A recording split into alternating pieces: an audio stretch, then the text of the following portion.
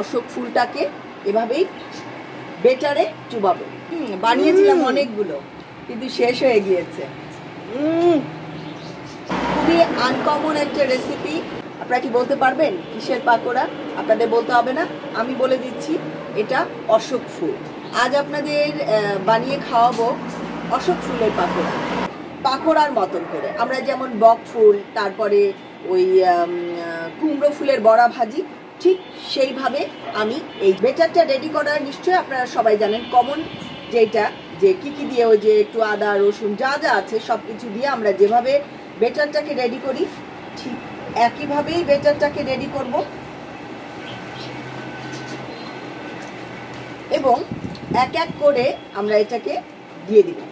একটু ফেনা উঠছে তেলে, আসলে আমি সরিষার তেলে এই ফুলগুলোকে ভাজছি। অনেকেই এই অশোক ফুলটাকে কুচো কুচো করে কেটে একেবারে বড়ার মতন করেই ভেজে খায়। অশোক ফুল পাটায় বেটে অনেকে চালের গুঁড়া বা সব কিছু দিয়ে তারপরে ইয়ে করেন, বড়ার মতন করেই বানান। আমি এই বেটাটা দিয়েছি বেসন, চালের গুঁড়া, আদা, একটু আদা রসুন, তারপরে একটু জিরা গুঁড়া, যেটা আমরা নর্মালি ওই পাকোড়া ভাজার সময় যে বেটারটা আমরা রেডি করি, এটা আসলে ওই রকমই।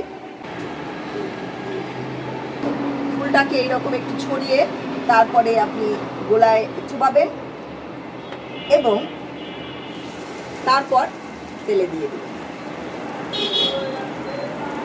আনকমন এই অশোক ফুলের পাকোড়া ভাজা শেষ। এই যে দেখেন কি সুন্দর লাগছে। আপনাদের তো দিতে পারছি না, আমি খাচ্ছি। আমি খেয়ে আপনাদের জানাচ্ছি কেমন হয়েছে খেতে। অনেক মজা, বিশ্বাস করেন, ভীষণ মজা।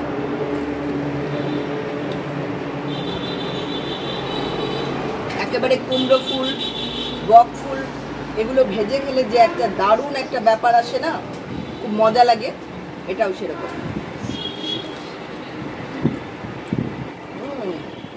খুবই মুচমুচা হয়েছে, এত মজা হয়েছে এই অশোক ফুলের পাকোড়াটা। আরেকটা খাই।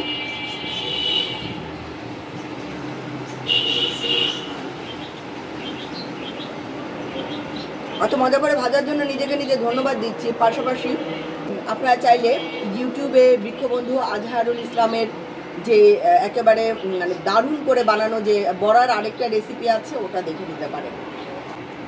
কুমড়ো ফুলের বড়া অথবা বক ফুলের বড়া, ওই রকম খেতে অনেক মজা, অনেক হেভি স্বাদ। কেমন রাজ্য?